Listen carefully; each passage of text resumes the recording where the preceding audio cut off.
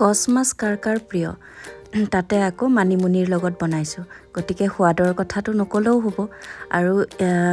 কচ মাছ কিন্তু মোৰ হ'লে খুবেই প্ৰিয় তাৰ উপৰিও এনেকৈ মানিমুনি হওক নৰসিংহ কচু এইবোৰ এনেকুৱা ধৰণৰ মানে বস্তুবোৰ মোৰ খুব প্ৰিয় হয়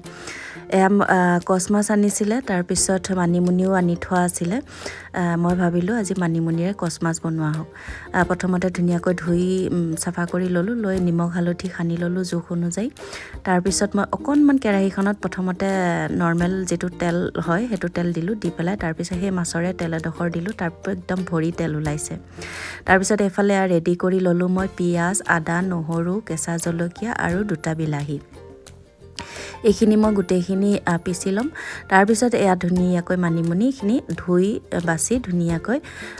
এইখিনিও মই পিচি ল'ম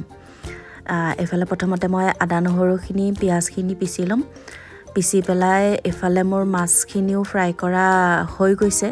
ফ্ৰাই কৰাৰ পিছত মই এতিয়া বেলেগ এখন কেৰাহীত অকণমান তেল দি পেলাই প্ৰথমতে মেথি গুটি দিম মেথি গুটিটোৱে মাছৰ গোন্ধটো নাইকিয়া কৰি দিয়ে কিছুমানে কয় কচ মাছৰ এটা এক্সট্ৰা গোন্ধ থাকে মই হ'লে নাপাওঁ কাৰণ কি মই খাই ভাল পাওঁ যে সেইটো কাৰণে মই নাপাওঁ তথাপিও সোৱাদৰ কাৰণে মই মেথি গুটি দিলোঁ তেলত তাৰপিছত আদা নহৰু পিঁয়াজৰ পেষ্টখিনি দিলোঁ দি সেইখিনি ভাজি হোৱালৈকে মানে আদা নহৰুখিনি ভাজি হোৱালৈকে মই এইফালে মানিমুনিখিনিও পিচি ল'লোঁ পিচি সেইখিনি ভাজি হ'ল তাৰপিছত মই মানিমুনিখিনি দি দিলোঁ দি এতিয়া সোৱাদ অনুযায়ী নিমখ হালধি আৰু অকণমান ধনিয়া জিৰাৰ গুড়ি আৰু অকণমান জালুকৰ গুড়ি এইখিনি দি মই ভাজি থাকিম যেতিয়ালৈকে ইয়াৰ যিটো মানিমুনিৰ পৰা যিটো পানী ওলায় সেই পানীখিনি নুশুকোৱালৈকে তাৰপিছত এইফালে মই বিলাহী দুটাও পিচি ল'লোঁ কিয়নো যিহেতু আদা নহৰু গোটেইখিনি পিচি লোৱা হৈছে মানিমুনিখিনিও পিচি লোৱা হৈছে সেইটো কাৰণে মই বিলাহীও পিচিয়ে দিলোঁ নহ'লে অকণমান গোটা গোটা হৈ আধা সিজা হৈ থাকি যাব গতিকে গোটেইখিনি পিচি মই এনেকৈ ধুনীয়াকৈ দি দিলোঁ দি আৰু মানে ইয়াৰে পানীখিনি শুকাই ইয়াৰ পৰা তেল নিগৰি অহালৈকে মই প্ৰথমতে ভাজি থাকিম ভাজি যেতিয়া ইয়াৰ পৰা তেল নিগৰিবলৈ ল'ব তেতিয়া মই পানী দি দিম পানী দিলোঁ জোখমতে পানী দিলোঁ দি পেলাই এতিয়া মই মাছখিনি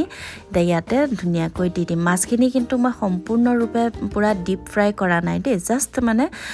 মাছৰ কেঁচা যিটো হেৰি হয় মানে গোন্ধ হয় সেইটো মাৰিবৰ কাৰণে অকণমান মই জাষ্ট দিছোঁ ইলুটি শিলুটি কৰি পেলাই মাছখিনি মই ৰাখি দিছোঁ একদম ডিপ ফ্ৰাই কৰা নাই তাৰপিছত এয়া দেখিছেনে পানী দি পেলাই ধুনীয়াকৈ মাছখিনি দিলোঁ দি 10 মিনিটমান সময় উতলিবলৈ দিলোঁ উতলাৰ পিছত মই এইটো জোল কৰি নাৰাখোঁ একদম খামুচীয়া টাইপত ৰাখিম মানে মাংস যেনেকৈ গ্ৰেভি হয় নহয় তেনেকৈ ৰাখিম এয়া দেখিছেনে ফাইনেলি হৈ গ'ল কালাৰটো ইমান ধুনীয়া হৈছে দেখোঁতেও ধুনীয়া হৈছে হয় নাই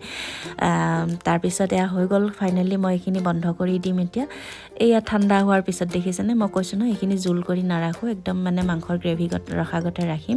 কৈছোঁ ন এনেকৈ বনাই খালে বহুত বেছি সোৱাদ হয় অন্য একো চব্জি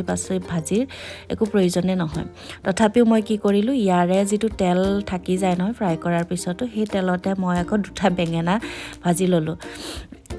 তাৰপিছত এয়া ফাইনেলি হৈ গ'ল